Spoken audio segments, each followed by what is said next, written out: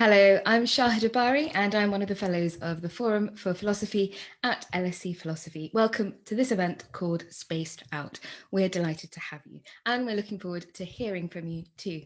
So often our events at the Forum are about lived philosophy, a real experience placed in an intellectual context, but I can hardly think of an event that we have run that feels more real right now than this one. In fact, I suspect every one of you watching and listening has had to navigate the question of space in a post-pandemic world this very day. The social distancing brought about by the COVID-19 pandemic has transformed the way we move through parks, streets, and supermarkets. It's emptied workplaces. In fact, here I am talking to you over Facebook Live and Zoom rather than one of our customary theatres in the LSE in London's Holborn. But it's also paralysed our theatres, and it might even result in the exodus of our major cities. How then do we start to plan for the public and private spaces of the future? And how will human beings continue to share space? I think our expert panelists might have some thoughts to help us make sense of those difficult questions. Now, we're going to be talking together for about 45 minutes or so, and then we'll hand over to you for questions. So if you do have a question, please type them into the chat box as we go along. They'll get sent to me and I'll do my best to pose them to our panel on your behalf, and we'll look forward to that. So let me introduce you to our panel. Dr. 𝗏𝗂𝗶𝗲 is a writer and academic. She's a senior lecturer in drama at the University of Exeter. Her research interests include performance on and about council estates, representations of female desire, and street performance culture. One of her newest projects, postponed by COVID-19 sadly, is Subway Sounds, which explores subway culture through sound in a variety of places, including New York and Hong Kong.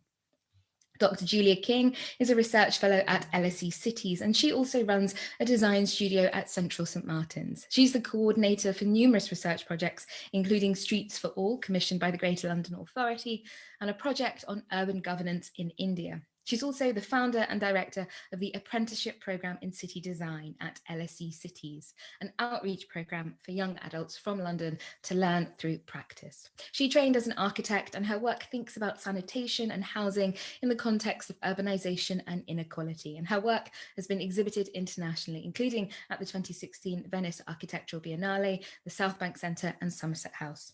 And Professor Antoine Picon is the 𝗔𝗁 Travelstead Chair in the History of Architecture and Technology at Harvard University.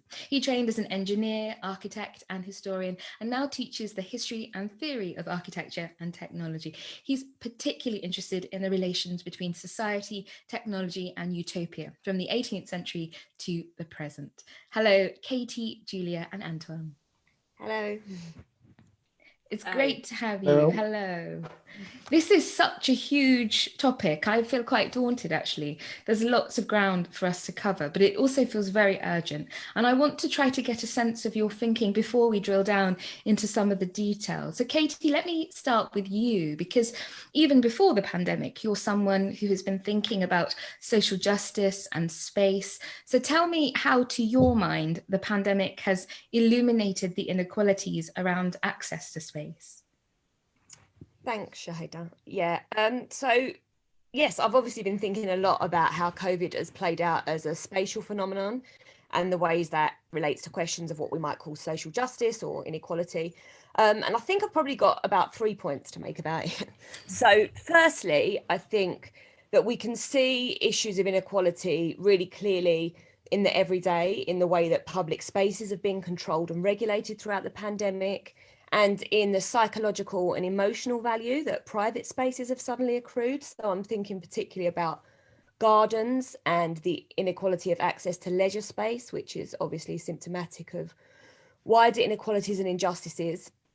And just the simple fact, you know, that lockdown was bearable or is bearable if you've got a garden or a local green space, shows that there's these levels of inequality that play out in our access to spaces.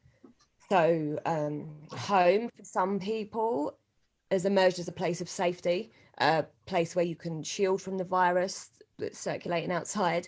But for other people, home is a place of danger. It's dangerous because some people can't get away from the virus in their house. So if you're someone who lives with a frontline worker, so a firefighter or a nurse or a teacher or whatever, then you might be more at risk of COVID. But also we've seen increased rates of domestic violence, familial abuse, and I'm sure we'll all know people who are in miserable relationships that suddenly they're stuck in the house with people and they don't feel safe anymore.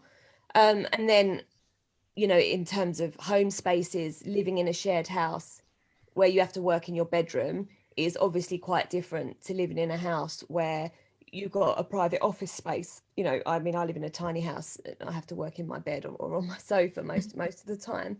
And I mean, I'm not saying I'm unfortunate in that, but it just shows that there's a difference there again in how people are accessing space.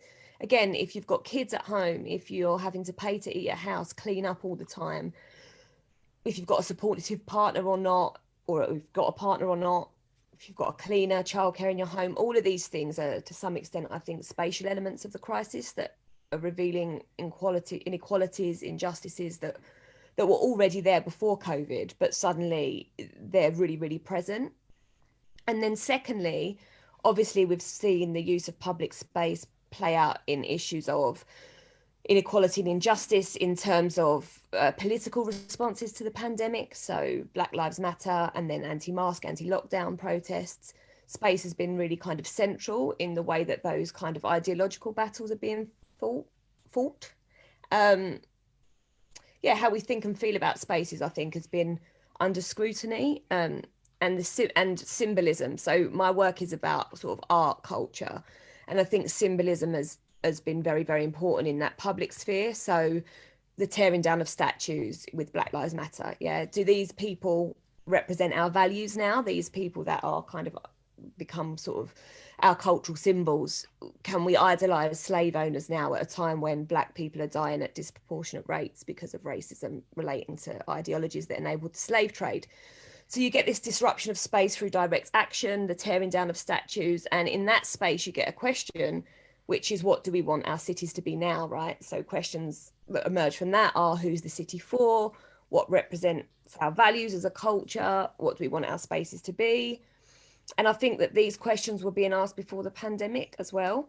So sort of the last thing I have to say really is that one of the pre-COVID phenomena that I think is going to be really interesting as we go forward is this question about who are spaces for, who are cities for. So one of the things we've seen, I think, into an accelerating rate in the 21st century is cities that have been designed, built and organised as the idea of a city for sale. So London, New York, for example, increasingly become cities that are about the idea of themselves, marketed to international investors or whoever it is, tourists.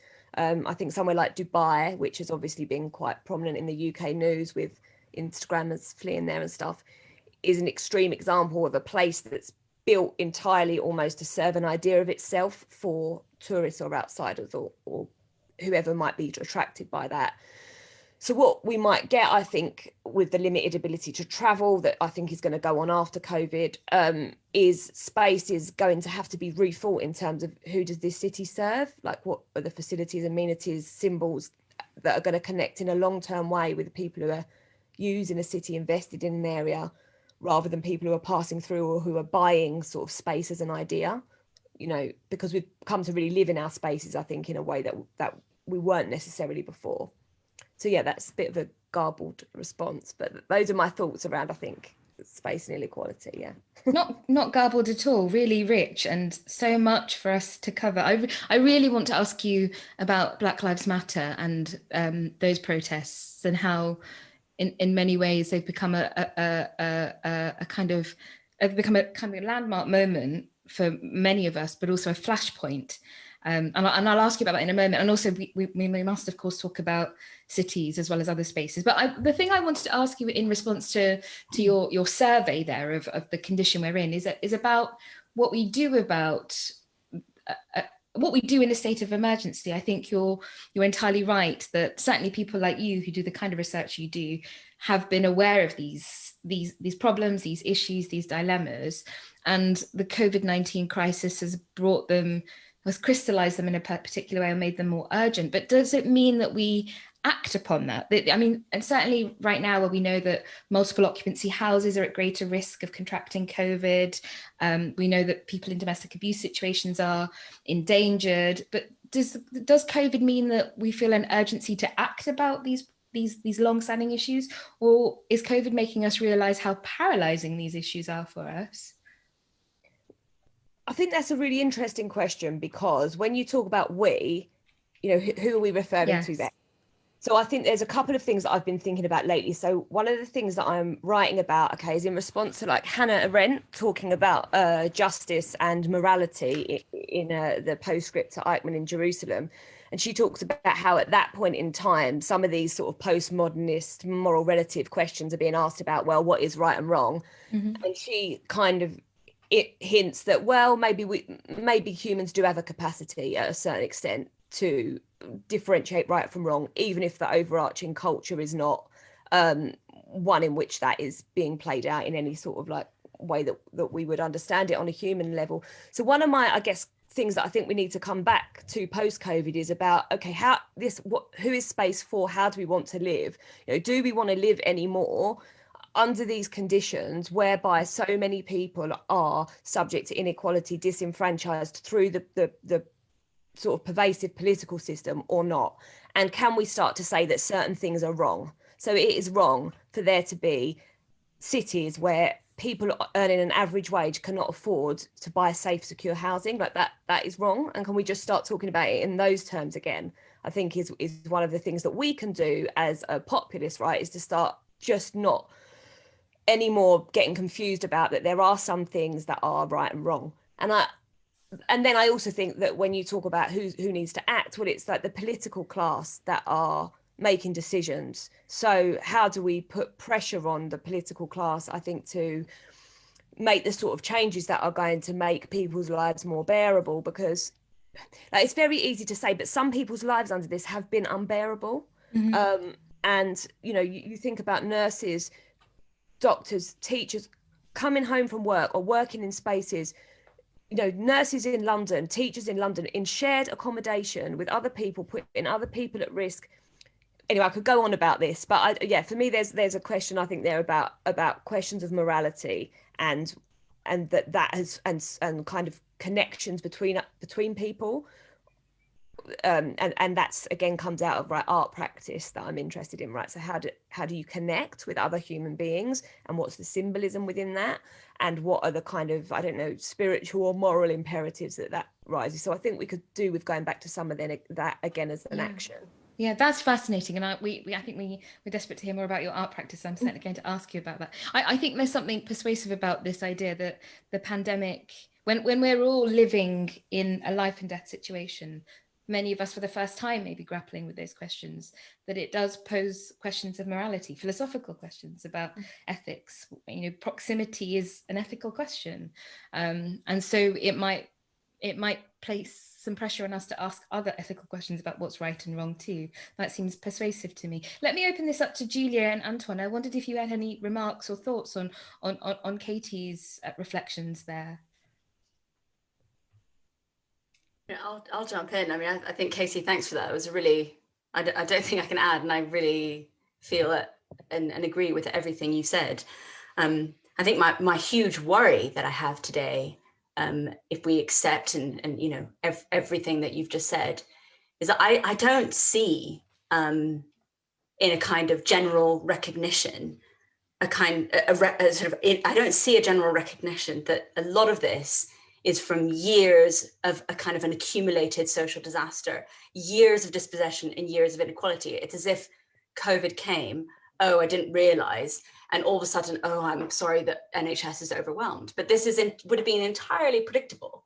And that's what really worries me. And I think we'll come back to this, because unless we can acknowledge what has happened before has shaped the gross inequalities that have played out in the past year and that will continue to play out, I think the solutions won't come. And I worry that we will just keep on going into situations that are worse and not better, when surely a crisis, if this is a crisis, to articulate as a crisis, is a moment to design a better future. And sort of, Katie, you were alluding to that, sort of thinking of improvements, of better futures. And I think, I don't want to be really negative here, but that's my worry, is that I just don't see that discourse. And you know, and Antoine, you're coming in from the United States. I think it's the same in America, and that really worries me. Yes, this is a conversation that seems to some might seem like it's just sprung up, but we're talking about systemic, longer term histories here as well, right? And Antoine, did you want to come in to talk to Katie? I think I agreed with what she said. So perhaps I would just say that beware of the temptation to believe that we live in exceptional times. I think we may be just back to, you know, in some ways, in certain parts of the world, we lived an extraordinary peaceful period. You know, Western Europe, for example, had almost no war for almost 50 years, which never happened before. You know, we didn't have plagues also for etc. So in some ways, you know, sadly, it might be a back to normal, the normal of history. And we're rediscovering that actually, you know, globalization was not this happy dream that was sold to us, but that actually, you know, things are still, it's still a frightening world. I hope we might have some optimistic things to say. I was slightly worried. I'm optimistic in some ways, you know, Yeah. That's my way of being optimistic, you know, Yeah. in some ways, because I would say also we have a tendency to see a convergence, which is probably partly real between, you know, the three crises that occupy our mind: the climate change thing, social inequality that Katie described in very eloquent terms, and finally the pandemic. But actually, and for sure, they have some level of connection, but at the same time, you know, beware of being apocalyptic. Yeah. Well, I want to ask you specifically about that, because I'm very intrigued that you've done work on utopias and the history of technology. Some might say that we've entered a dystopian age. How has the pandemic affected your thinking about space? Well, a couple of things. First of all, I'm an historian, so, you know, pandemic have a history. So as I said, I have the impression we're back. You know, in the 1990s, there were so many talks about the end of history, etc. And that's not the end of history, evidently. So that would be the first thing. The second thing, we've also heard a lot of things about the post-human condition, the fact that we would escape, you know, the determination of bodies, etc. And there we're back to actually being very human, even if, you know, we deal you know, to use actor network theory and, you know, this kind of, you know, we deal with these virus, etc., but we're still very human. So what strikes me a little bit like Katie is how much space matters, and not an abstract space, but a space in relation first to the body. You know, we were talking before this official meeting began with how to cohabit with pets, with a lot of, you know, so space does matter, and in almost, you know, millimetric way. You know, distances have never been so acute, or lack of distance, etc. And also in space matters, of course, in relation to society. What strikes me by the end also is the return of question of scale. You know, large flats, small flats, you know, how to isolate oneself in a room, all those questions.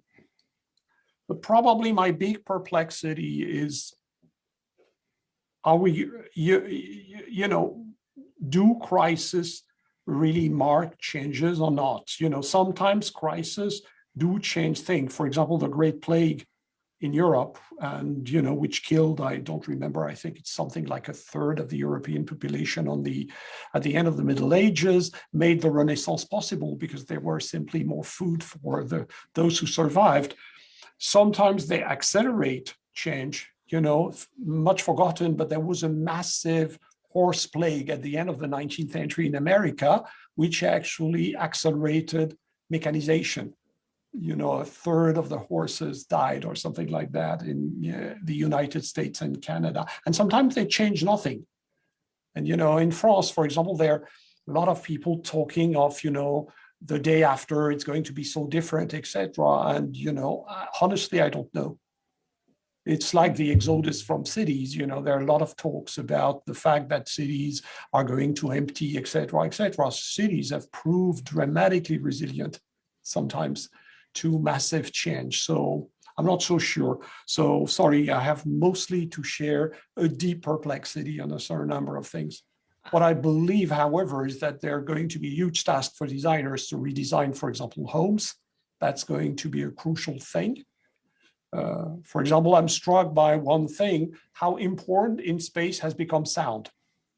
Right. When you have two people in a small room, each one talking to its computer, sound has become a dramatic problem in space. So there are a lot of things to rethink, and probably also evidently at the scale of the city. I'll stop there. Thank you. That's wonderful. It's already caught my attention because sound has been an issue in my quite compact household, as I imagine for lots of people. And I'm sort of trying to think about how architects, urban planners, city planners, designers will be trying to future-proof us for a post-COVID world where we might still have to live with viruses, and we may, even if we're not, we may still be working from home because some of these changes will be irreversible. And I wonder. Let's take a metaphor. I think when you design interior space, you design visual bubbles. And now you have to design bubbles which are not only having to do with vision, but with sound, with a lot of things like that. I think we're finally having to cope with the true multisensory character of space, which, vision used to dominate design in some ways. That's really interesting. I wonder if I can ask Julia about this too, because you're our two practicing architects. Are those the conversations that are being had amongst design people? Are they talking about soundproofing? Are they talking about home offices? Are they talking about more data points and stronger Wi-Fi connections? What are the conversations? I mean, I'm definitely just, caveat, I'm definitely on the periphery of architecture because I'm firmly embedded in academia. So although I do academia through practice in a way, if put it like that, particularly around sanitation. And I think for sure these conversations are being had, but I think one of the frustrating things I can imagine most architects have with all of this, ventilation and sound and all this stuff is that actually we already know this. You take any kind of good London housing guide, or if you look at sort of a housing competition by most architects, they're actually really good. The problem is that that's actually not mainstream. That's actually not what most houses look like. Most developments don't even use architects. So, if we look at, for example, there's a fantastic piece by Ollie Wainwright in The Guardian this week about 9 Elms, this sort of huge, massive, it's like a Ponzi scheme / physical banks and hiding Battersea Power Station. And actually, that's an economic model, but also, and then that results in an architectural model of really poorly built houses. And there was another, in the New York Times, there was a piece today about these skyscrapers they've gone up in New York that are, in the clouds, literally, not metaphorically, and that they're falling apart due to leaks and so on. And these are sort of these billion-dollar pads that are actually falling apart. And they become sort of like these physical symbols that the ideology behind them is actually also crumbling right before us, even though no one's really quite saying it. And so I think that's where I kind of get frustrated, is that we know this stuff, like this, public space, the need for it, the need for good housing, we know it. And we've known this for ages. But now I guess we know it more acutely. And I hope that this will be a step change in how we build. And I think Antoine was talking about crises before, and I think architecture historically has responded. The plague, but also the fire of London was a huge step change in how we built, and actually a lot of the codes that came out of that still survive today. But again, going back to sort of my worry in response to Katie's bit, is that the problem isn't design, or the problem isn't cities. The problem's inequality. The problem is crony capitalism. The problem is bad governance. And I don't think those things architects can fix, And so I guess, some of my comments will sort of steer us around that. Something that I've been thinking about a lot, and thinking about 9 Elms, is that where's the accountability in that? And even more painful is thinking, where's the accountability for something like Grenfell? It's been years. And if you listen in on which I've been struggling to follow, because it's a huge legal thing that's happening. I mean, the BBC has a fantastic podcast on it for those who are interested, but it's hard to get your head around it. But I don't think there will be any accountability on that. And people died in shoddy housing that was clad badly, bad decisions, poor decisions, seemingly illegal decisions. And I'm not convinced anyone will go to jail for that. I hope I'm wrong. And so this lack of accountability around the built environment for me is very problematic. And I would like to see architects take that more seriously. Because you can see the architects in the Grenfell case have kind of gone, not us.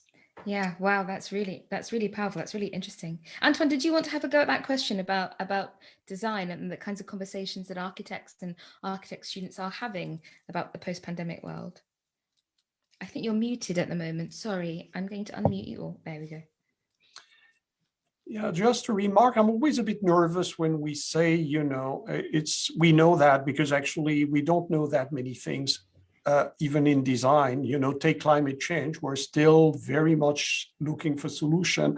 And I don't think, you mentioned utopia, fixing society first usually doesn't work. So we need to do with greedy capitalism. I completely agree that we need to change the system, but if we wait for the system to change, we need also local solution. We need design innovation. Otherwise, if we wait for the world to be a better, more just place, etc., just as by magic, it's not going to happen. So we need in some ways to embed social justice in local solution. Because that's what we can do right now. And I agree otherwise that, yes, inequality is going to be a huge problem. But I think probably one of the good things with this crisis is that it shows that nobody will be safe until the entire planet is vaccinated in good conditions. And this is where, by the way, a very technical thing like a vaccine can actually foster questions about inequality better than, general interrogation about social justice, because people want to be safe. They might want to pay a bit more attention to inequality.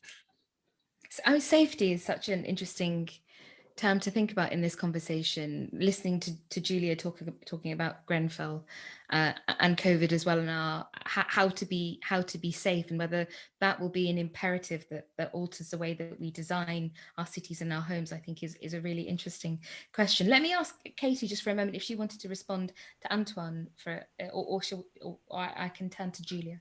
No, I mean, I'm interested in questions of safety, definitely, and questions of, and what it makes me think of, because obviously I'm not a designer, right? So that's not where I'm coming from, but you can't obviously change the political system, right? But how do you call for what I think is a question about class, which Anton speaks on, which is nobody's safe till everybody's safe in every aspect. So when you've got poverty, when you've got huge wealth inequality, you have a system where no one's safe. If everybody's safe and housed, you're less likely to get robbed when you go out of your house, as a sort of basic answer. So I guess one of my questions, which again comes back to symbolism, because I think that there's something really important about the way that ideology plays out through symbolism, which is again maybe a design question, which is how do we express, because I think everybody feels frustrated. When you talk about Grenfell, obviously we've got working class people feeling really, really angry, frightened that they might be next, people living in social housing, for example, but also homeowners, middle class people who now no longer feel safe because their homes are clad in unsafe cladding, and also they can't sell their homes and those sort of things. So then to me the question comes, how do you have a symbolic order that expresses the strength of that frustration? And one of the things that's really annoyed me about cyberspace is, that's quite a 90s word, isn't it? But cyberspace. It's a bit like virtual reality. Nobody talks about virtual reality anymore, do they? Yeah. No, but is the sort of way that it is utterly useless in expressing that frustration. So memes, right? I love memes, haha, but also sometimes this stuff isn't funny. And we have a political class that have treated us with complete contempt in the UK throughout this pandemic, told utter lies. And our response to that is a funny meme. Like, it doesn't compute. And yes, there's been street protests and things like that, but I don't think that the majority of the population has necessarily felt safe enough to go out and express their frustration in that way. And sometimes I wonder whether the kind of mediation of our frustration through these kind of corporate sort of cyber, I can't think of another word, interfaces, Yes, right? yeah. It is actually, because these are other spaces that we're operating in, is actually sort of getting us quite stuck in terms of moving this political order out of where we are with it at the moment. And again, those aren't questions about architectural design, because like that's not what I know about, but I think they are questions about how do we use kind of symbolism and the spaces that we do have access to have some kind of, you know, to foster changes in even if they're in sort of micro ways where we feel more empowered or able to cope or whatever it is. Yeah. Thank you, Katie. I'm going to remind our audience that they can ask questions in the chat box, and I will pose them to our panel for you. So feel free to do that, and you can ask to be anonymous too if you prefer that. Julia, let me turn to you with this question about how the pandemic has affected your thinking about space. How optimistic are you about the possibility of a post-pandemic future and this idea that we might return to normal? So firstly, I want to sort of think about what we mean by space, because actually it was, I think my PhD supervisor was like, never use that word, it's meaningless. And so I think in this conversation, we are naturally talking about, and I think Antoine was sort of talking about that, sort of the places that we physically occupy and the architecture that kind of connects us to each other.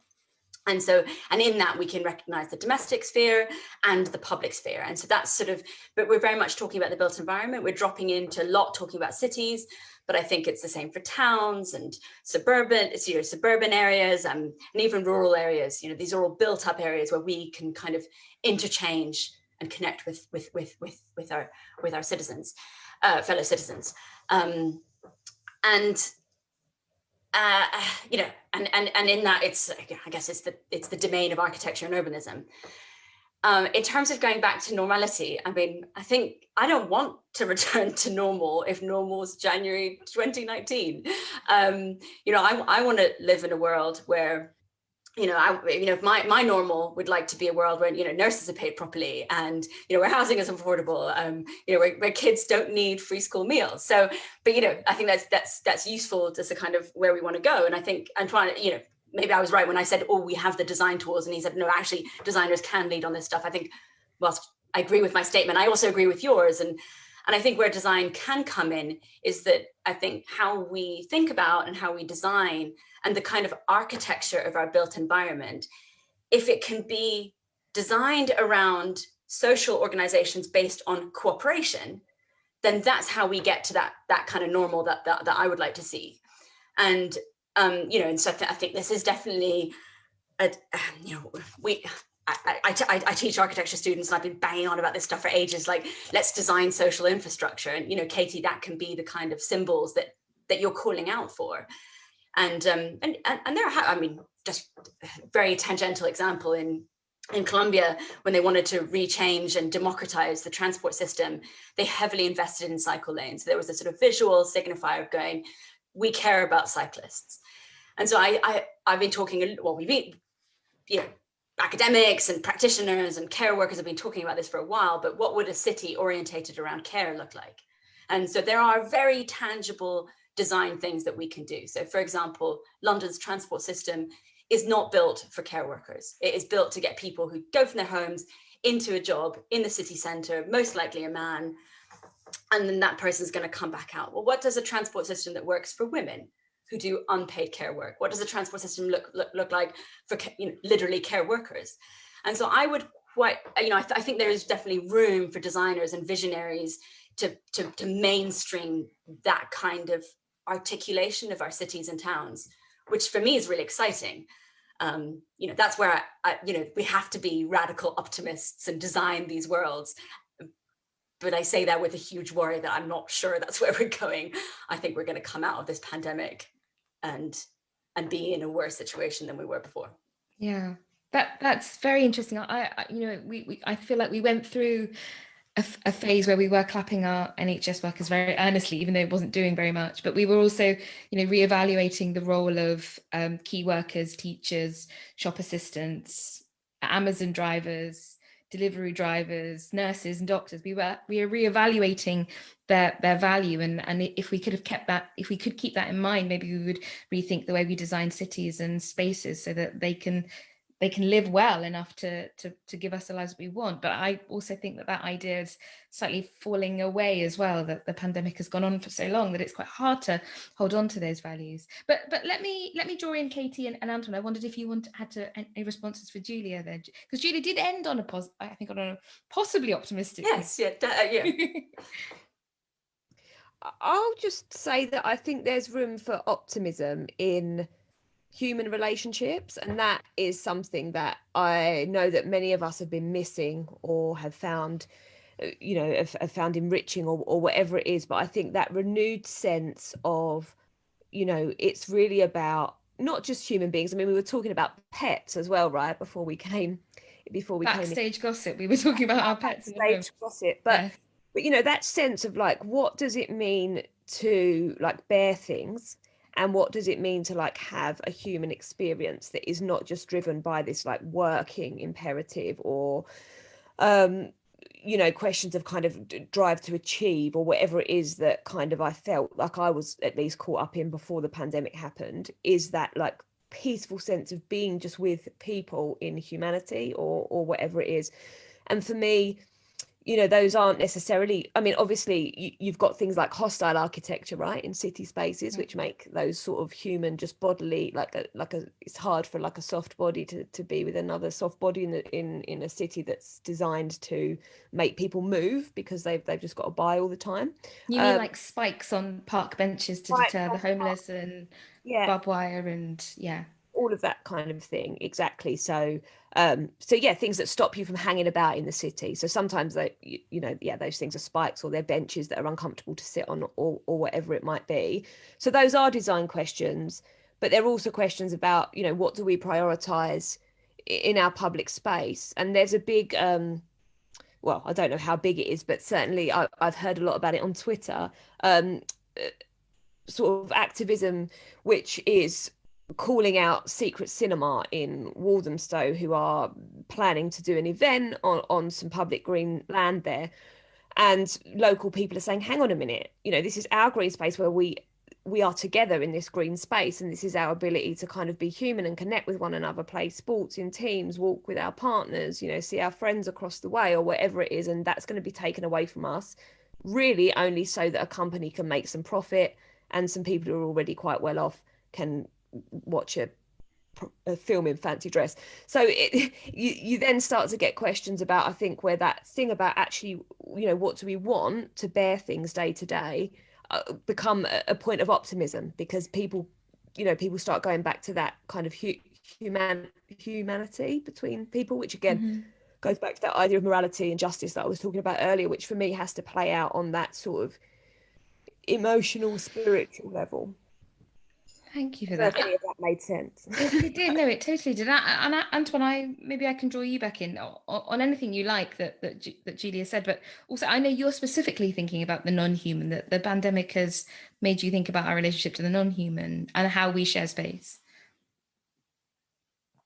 Oh, you're muted, Antoine. I'm so sorry. There we go. Couple of reaction. The first, I completely agree with Katie in some ways. What makes me optimistic is that we're rediscovering that what we do in 3D space, I still use the term, and with our bodies does matter. And, it's quite interesting, some 5 to 10 years ago, when online teaching began to develop, the big question was how exciting it is, what are we going to do online, etc. I think now the question, we know we can do a lot of things online, it's frustrating, etc., but we know we can do it. The real question now is, what kind of meaning are we going to give to meeting in person, interacting, for example, in a classroom, whatever? What can we do? What should we do that cannot be done online, etc. So, which leads me to another thing, which is related to Katie's symbolism, which is the question of meaning. I think the pervading feeling is a certain, I think, sense of absurdity, of, a kind of meaningless threat. What if, the world was becoming meaningless? What if society was so crazy that, etc.? So I think we need actually to reconquer in some ways the meaning of everyday action, the meaning of meeting with friends, of hugging, all these things. I think I'm reasonably optimistic and, hoping that still we'll be able to go back to part of the lives we lived before, insofar that I miss, for example, very simple things like gathering in a cafe with friends or that kind of thing, chit-chatting endlessly, with friends, etc. So I miss these things. But I think the real question now is really, we took them for granted and did not think much about what they meant, what the kind of riches they embodied. I think for me, inequality also, we took inequality in some ways as a problem. We have now to realize it's an existential condition, which is different. We have to feel it. I think in some ways, the pandemic has begun to make us realize that inequality marks our own bodies. When you get infected by a poor guy who didn't have any choice but get infected to deliver stuff for you or whatever, when all these things happen, you realize all of a sudden that inequality can hit you directly, and it's not a problem out there. And I do think that's also something we need to realize. Yeah, let me pivot to the digital for a moment, because you started your remarks by talking about teaching online, and I wonder, and we are of course online, and this is an opportunity for me to remind our audience that they can leave us questions, and please use the Q&A box rather than the chat box, and we will come to those questions. But tell me about the digital. Is this should we be anxious about how digital space has picked up the slack? Is it encroaching on our work and social lives? Is this beneficial? I think anxious has no meaning, because it's going, one of the few things we're sure is that we're going to live in much more hybrid mode than before. We will not go back to completely, take, for example, PhD dissertation in France. People used to be flown all over the world to attend a PhD dissertation defense. That was part of the ritual, etc. That's probably going to be over. There are a lot of things we won't be doing anymore. We'll be doing that by Zoom or other means, etc. So I think it's not a matter of being afraid. Rather, I think, once again, the problem is not the digital. The problem really is what we do with our bodies in the real space. The digital is there, and, yes, we know that conspiracy theories flourish on Facebook, etc. We all know all that. But I don't think it's the biggest problem, strangely. I think the biggest problem is to requalify, for example, public space, to rethink what is a city of encounters, how do we design it, etc. It's not, the electronic or the internet, etc. It's with us, and that's it. We are all learning to dance differently online. I think there's a whole kind of other negotiation of space that we're learning to do online in Zoom calls and things. I mean, what do you think, Katie? Are there benefits to this new digital space, or will it replace bricks and mortars, or is this a temporary solution for hopefully a temporary problem? I'm optimistic about the use of digital space. I mean, obviously it comes, as Antoine has said, with problems that are like well trodden, but I think in terms of environmental impact of flying everywhere, well, that we now know that doesn't really need to happen on the scale that it happened before. So we can cut back on some of that, which I think will be very positive. And I think that there's also questions about addressing inequality through the digital, which are useful. So obviously, I think now the case for there being free broadband for everybody, right, has been made. That needs to happen. But also, an artist that I work with a little bit who runs workshops, normally in person, beatboxing workshops for local young people in London. Many of over the years of the kids who are in his workshops have moved back to family countries. So he's got one little boy who recently moved back to India and has been able to zoom in to these beatbox workshops and pick up some sense of semblance of his life before. So all of a sudden access to spaces that were closed off because of location have been opened up. And I know that in my university, we've been doing hybrid teaching, so people in their room and also people in the room. So again, you know, and that might overcome issues of disability and access and so on. So I think there's lots of reasons to be optimistic about the digital space, and that it offers different possibilities that aren't necessarily always the best, but have their own, you know, might have their own kind of benefits as well. Where are you on this, Julia? I think my starting point is that I've realized how little I understand when we talk about the digital space. This is so far away from my kind of how I operate, how in the past, and you know, so there's a huge amount of ignorance here. I think one of my anxieties is around sort of how algorithms are shaping our lives, and I think, you know, Katie, you talked about sort of digital inequalities, and I think that's sort of linked to it. You know, we think that these algorithms are neutral, but they're not. But I do find it, you know, when social contact is kind of basically dangerous and unlawful, actually mass protest has survived, and not just, you know, Black Lives Matter, Nigeria, around the world, we're seeing, you know, farmers in India right now. And so, you know, when in-person meetings have become hard, I find it quite powerful to see that actually yes, you know, social media posts, video viral chats and all that support kind of mass movements, but it's not replaced street protest. And also, just as a side note, like if the digital, you know, if Amazon, who's like the digital firm, you know, they're making an HQ, like they're just investing in a 22-story building. So if Amazon are investing in physical space, you know, surely that's a signifier of something. So yeah, but it's definitely outside of my area of expertise. I guess from my position as a practitioner, or even as an academic, you know, sociology for me is actually the study of listening and talking to people. And I have felt professionally completely rudderless for a year now, well, coming to a year. And I think architecture also, you know, good architecture involves a degree of that. And I think that's my worry is, I agree with Katie that it allows for new connections and new forms. I'm doing work that I never would have imagined I could have done, like with people in Pakistan and Ethiopia. But I'm worried about kind of, yeah, the ethnography and sort of, and this is just from a personal perspective. So well, maybe I can ask a personal question to each of you about our workplaces, you know, which are, for me, is currently my very small box room. And I'm imagining similar for you.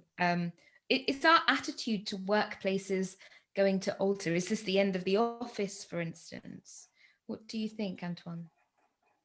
I think first, to go back to the previous question, I think we're going to see an increased hybridization between, 3D and electronic. So, which will also mean that we'll have meeting, which will be sometimes more hybrid than before, etc. So we have, and whoever is looking at a smartphone in the street is actually already living in this situation of hybridity. So we have to accept it. For me, I have to say it hasn't changed that many things because I used to work a lot at home.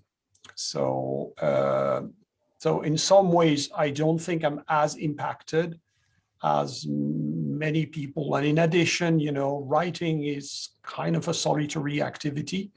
So you need to be alone. So it's not the workplace that has been the most impacted. It's more the rhythm of sociability.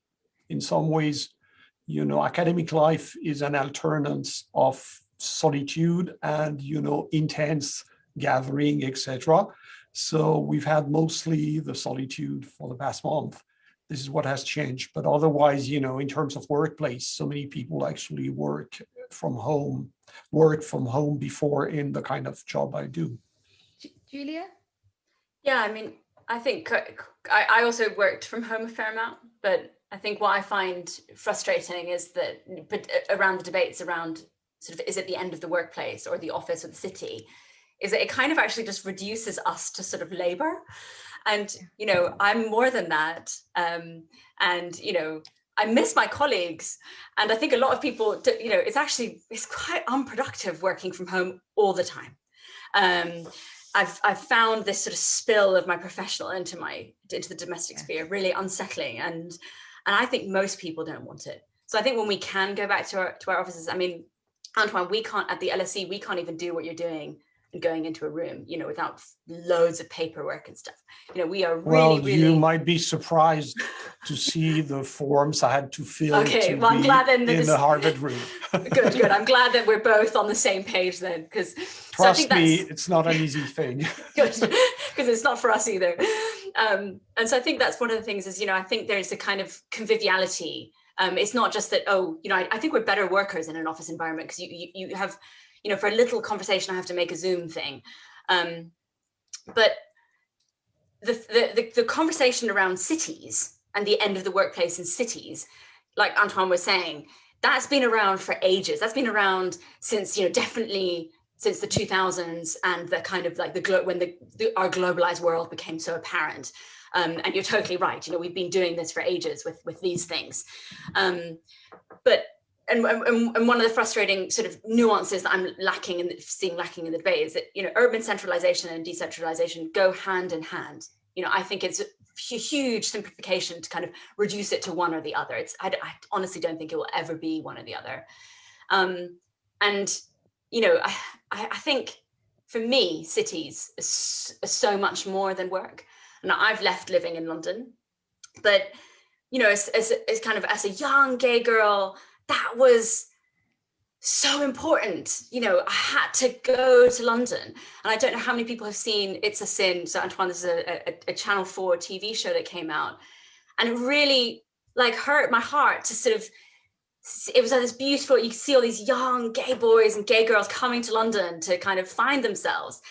And I kind of thought, fuck, if we don't love our cities, we're going to lose something so important. You know, and so cities are more than just machines for working. I just kind of want to put that in there. Maybe I want to ask Katie this, but Katie, answer the question about working from home. How are you finding it? Our workplace is over for us. Yeah, I just want to, you know, say to Julia, I totally exactly know what you mean. I watched Mad Men at the start of the first lockdown, and I actually had to turn it off after an episode because they were, you know, there was some scene in a bar, and it made me want to cry because I thought, you know, when am I going to be able to do this again?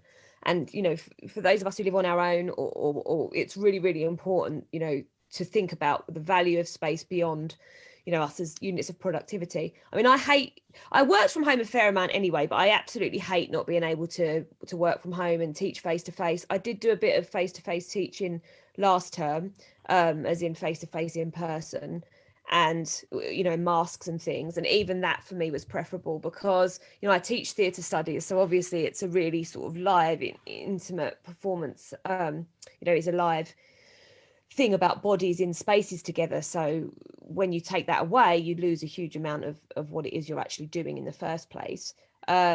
Again, there are benefits to it, but I think the one thing I want to say about working from home, which doesn't seem to be being addressed, at least by my employer, is like how much money it's costing me to work at home. I have to have the lights on all day. I have to heat my house. I've had to buy a printer and pay for all my own printing costs. Now, those are being counted as savings by our employer. By our employers, right? They're like, oh, look at all the money we save if people work from home all the time. But actually, you know, especially for those of us who work in the public sector in the UK, have had our wages frozen and so on, you know, we are, and you know, I don't want to moan, obviously, you know, I'm financially okay, but in the long term, who profits from us working at home? And I don't think that it's us. You know, I live in a tiny house. I haven't really got space to work. Certainly haven't got space to work in a way that, you know, I haven't got space for a desk and a chair. So yeah, those questions I think about what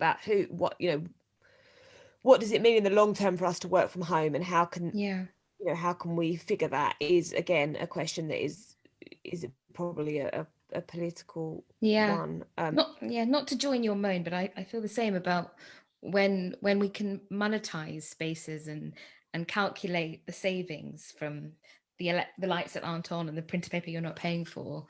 what happens to those spaces? Do they get repurposed? Do they become, corporate? Did lecture halls become corporate venues? Those are all things that preoccupy and worry me. But let me ask you, Katie, about a bit more about your own work as someone who works in the arts, and perhaps this connects to Julia's anxiety about culture, but where groups, communities, marginalized groups might meet, because we've seen the closure of our theatres and galleries. So what's the future for the arts? Are artists thinking about space differently? Oh, of course. I mean, in the theatre, which is my arena, people have had to over the last year because they just haven't been able to work. So there's, in some ways, it's been quite exciting to see some of the innovations that people have made.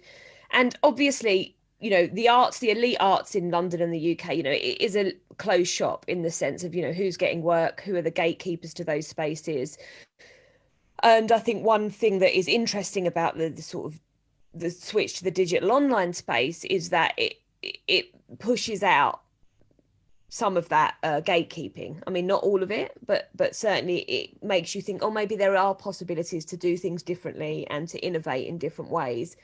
So I've been quite excited by the possibilities, I think, that of the digital space, but obviously it's awful. It's awful that what's happening to the arts and cultural sector. It's completely devastating.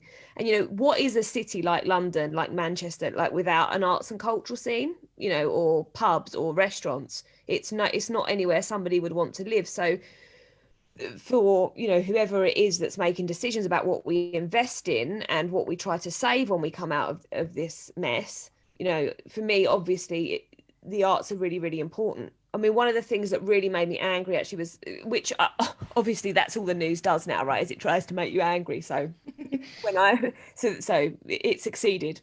But was a article about Matt Hancock quoting from, I think it was Contagion, in some meeting to sort of explain the gravity of the situation. The film, yes. Yeah, and I thought, how dare you quote from a film, and at the same time we've run down the arts for the whole of your political career, but at the same time join a party that has disinvested in arts and culture and arts and culture in schools, and yet you're going to use the sort of symbolism of a film and not understand the whole ecosystem that allowed you to make a statement using that film. You're not going to understand what that is and what that means to cities and spaces, and what it's meant again for people to bear the pandemic has been connections with music, connections with film, connections with recorded theatre, and so on. So for me, yes, there's been some interesting innovations, I think, in the digital space, but we need to save, think about the importance of saving the cultural infrastructure of the country, that of the UK and England, but obviously worldwide as well. Good answer. Let's turn to our audience, because they've given us so many questions and they're all brilliant. I might start with what I might do is put some of them together, and please don't feel obliged to all of you to answer unless you would like to, because there's so many to get through. But this last one that's just come in, I think, speaks to the conversation that we've been having just now. This is from Rachel Granger. But lots of us work from home. If lots of us work from home, then how will we achieve what Jane Jacobs outlined as density and diversity of capital? Conviviality and serendipity is everything.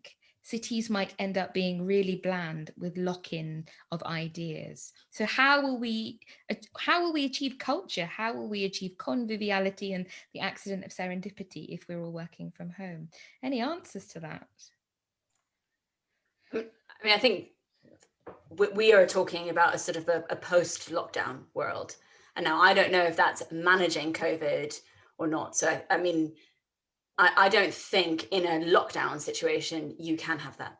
That's what we're missing. That's exactly the problem of right now, is that chance encounter, it's gone completely. Even a planned encounter, it's gone. Yeah. So I think, I mean, maybe naively, I don't foresee a problem with that once we can move. Even if you're working from home, in theory, you can work from home in a city and step out and go to a restaurant and so on. I mean, even if I think about the summer compared to now, that felt like a hive of sort of bolstered activity. And I don't think we will. I mean, my personal opinion is I don't think everyone will work from home every day. I think Antoine's right. It will be a hybrid model. So, you know, I think we will come back to that. You know, so you know, from my perspective, I don't think anyone's saying that we won't. It's a matter of when and how safe and the role of vaccines and if we'll still wear masks and so on. I'm going to be wearing a mask for ages, you know, maybe forever. I don't think we will, but you know, I think basically, you know, to echo what was just been said, we're not going to work only at home, which means that we have to figure out how to reinvent public space. That's to say, when we meet with people, you know, why do we do that? We used to take for granted the luxury of others. You know, now I realize, for example, as a teacher, that having warm bodies in a room ready to engage in a conversation with you is actually, it's not a given, it's a luxury. So we have to realize that actually public life is a luxury that may be offered to us back, but and and I think that's the proper way to reinvent a city today, to understand that the city is actually much more than, you know, just a functional thing. It's the luxury of being able to be together, exchange ideas, etc. Katie, very quickly, if you want to come in.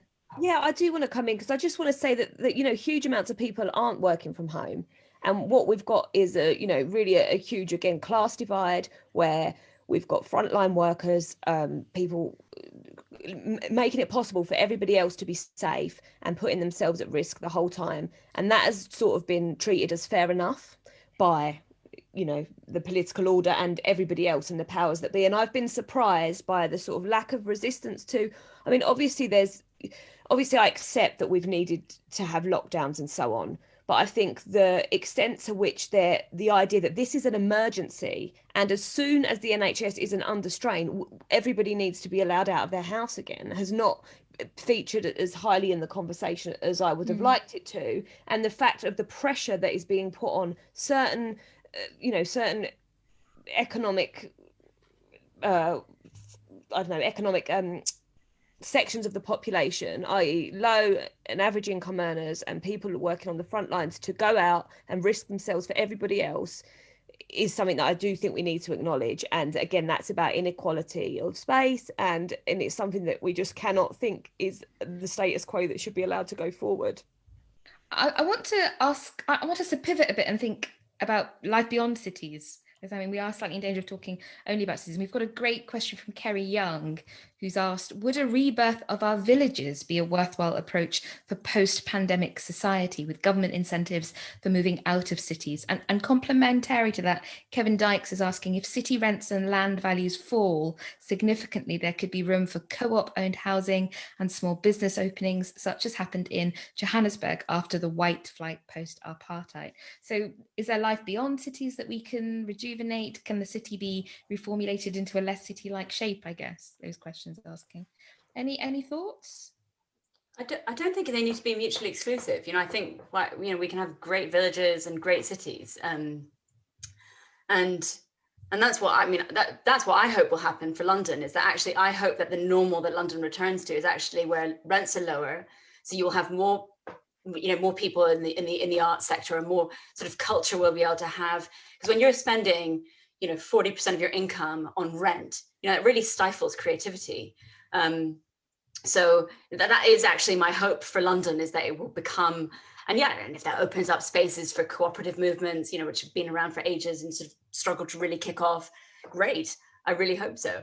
But I do want to return to something, because Antoine made a comment earlier about the sort of global order. And I just wanted to say something, because it's quite important to me as a Venezuelan, and about lockdown, again, sort of thinking about global inequalities. You know, my family in Venezuela haven't been able to leave their home in the evening for a decade because of, you know, social insecurity. And so I do think, we have framed our conversation very much around a very Western, and I think, and even that's fallen into pitfalls. You know, Katie, I was actually embarrassed when you said your comment, you know, because I had spoken beforehand and not actually made reference to so many people who are working. And so I think that's one of the real challenges actually for me, is how you can hold all these different realities at the same time and be fair and just and honest. And And yeah, I find that quite tricky, actually. But do you mean you think that there will be different implications for people, for instance, from the global south, from South America, from other places? Yeah. You speak to Venezuelans and COVID is just another layer of shit. It's just, it's just another thing. And actually, it's probably not even the biggest. When you live with huge political insecurities, when your economy has tanked, and there's many other countries around the world that have that. When you live in, extreme violence, constant violence.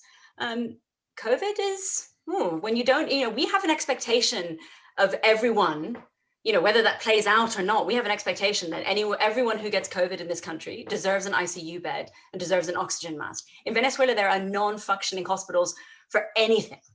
It just doesn't, so it's not even a debate of whether you get into ICU or not. It's you don't have a hospital. When you go to hospital in Venezuela, you've got to take your own gauze with you.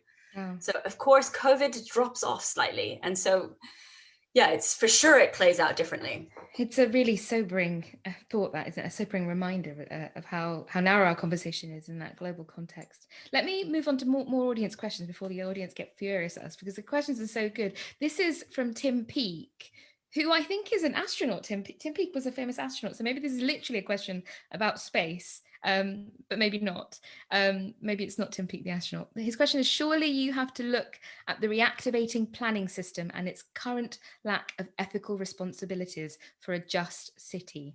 Individual architects are too compromised by serving a market system to be effective in proposing means to address inequality. Antoine, can I ask you about this? It's quite a difficult question, but are individual architects too compromised by the market to be challenging inequality and planning a city or whatever it is in a less reactive way? I think it depends on the architects. Not everybody is compromised, especially in a profession where there is a strong tendency today to have a very small elite who, monopolizes a number of commission, and the others are left, on the side of the road. I do think we need to democratize design insofar that design is not only something for architects. You've got an urban designer, you've got landscape, you've got etc. So I think one of the question is, of course, we need specialists, we need professionals, etc. But we need design actually to become truly something that is shared. So my answer would be, I don't think architects can do it alone. Some of them may be compromised, but I think the real question is to have a conversation on design that extends beyond architecture as we know it, or even planning as we know it, etc. I think this is becoming urgent. Well, maybe this connects sorry, I interrupted you, Antoine, but it connects to the next question from Felicity Parsons. How can architects and others interested in the built environment effectively engage with the public to push questions of design, planning, policy into everyday political debate? That seems like a crucial question.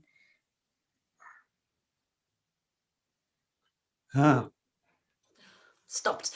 Surely it's about requiring more from, let's say, the political class, which Katie's talked about, not settling for such shoddy architecture. But I actually don't know how to do. I don't know the answer to that question. It's really hard.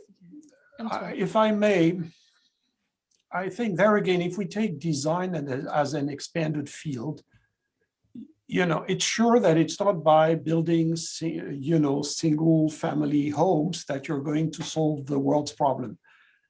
On the other hand, architects and designers can do a lot of things which are extremely, for example, they're very good at mapping. I think a crucial problem today is representing, inequality.